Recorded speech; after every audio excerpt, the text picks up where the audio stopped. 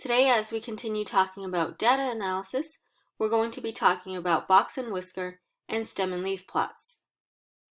Let's start with box and whisker plots. So a box and whisker plot is one like the one that you see here.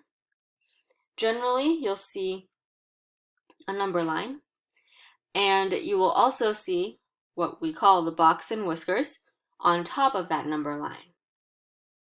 Now, right in the middle of the box, that line there, that is going to be the median. And then on either side of the whiskers, those are your minimum and maximum values. Now, for the rest of your plot, each of these sections represents 25% of the data. So for example, here we have the top 25% of the data.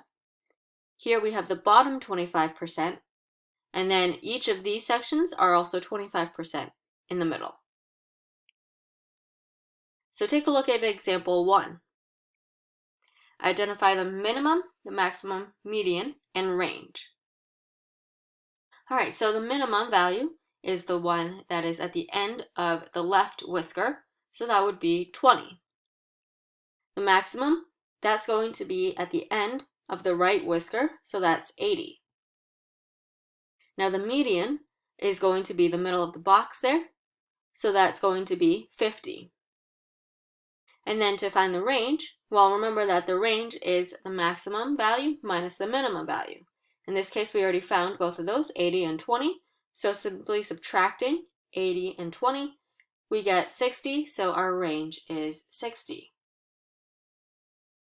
All right, take a look at example 2. A manager at a supermarket noted the amount spent by customers enrolled in the frequent shopper program. This box and whisker plot shows the results. So this represents the weekly spending on groceries. And this is asking you now, what percent of the people spend $110 or more on groceries each week? So 110, find that on the number line.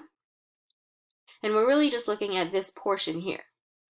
The percent of people that spend $110 or more.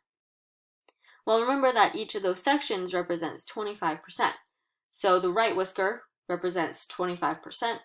And then the part from the line that's in the box, all the way to the end of the box represents another 25%. So altogether, that's 50% of the people accounted for that spend $110 or more on groceries each week. All right, now let's talk about stem and leaf plots. So stem and leaf plots, you can generally read this as on one side, in this case on the left, you have all the stems, and on the right side you have all the leaves. So here, the stem in this case represents the tens digit, and the leaves represent the ones digit. And you'll notice that you rewrite every leaf even if it repeats. And then also on these stem and leaf plots, you have to include some sort of key so that you know how to read that particular stem and leaf plot. All right, let's take a look at example 3. The stem and leaf plot below shows the costs in dollars of all the textbooks at a school bookstore. Part A, what was the range of textbook costs? Well, the range is going to be the largest value minus the smallest value. Now, because stem and leaf plots generally go from smallest to largest, you can easily find that the largest value is 106 and the smallest value is 45. So 106 minus 45 is equal to 61. So the range of textbook costs is 61. All right, part B. What was the median cost for a textbook? Well, the median is going to be the middle value. If you want to, you can write them all out here. If you're comfortable just working off of the stem and leaf plot, you could just cross things off of the stem and leaf plot. Just make sure you're only looking at the leaves that you're crossing out. The stems are really there so that you know what the order is. All right, so crossing them off in pairs, one from each side.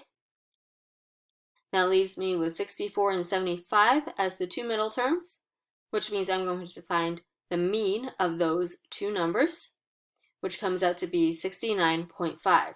So the median cost for a textbook is 69.5. All right, part C. Based on the stem and leaf plot, how many textbooks cost less than $60? Well, less than $60, that's going to be everything here. Let's just count up the leaves. It looks like there are 7 leaves there. So how many textbooks cost less than $60? Just 7. All right, part D. What percent of the textbooks cost more than $80? Well, basically do the same thing as in part C, except now you're looking for all the textbooks that cost more than 80. So that would be everything here. Count up those leaves, and it looks like we have 8 of them. Now, the only thing is here, it's not asking you how many of them, but what percent of the textbooks. So 8 out of the 20 cost more than $80. And if you want to write that as a percent, we're going to have to write this as x over 100. And now we can solve this proportion. So 20 times x equals 8 times 100, which is 800. Divide both sides by 20, and we get x equals 40. So what percent of the textbooks cost more than $80? That's 40%.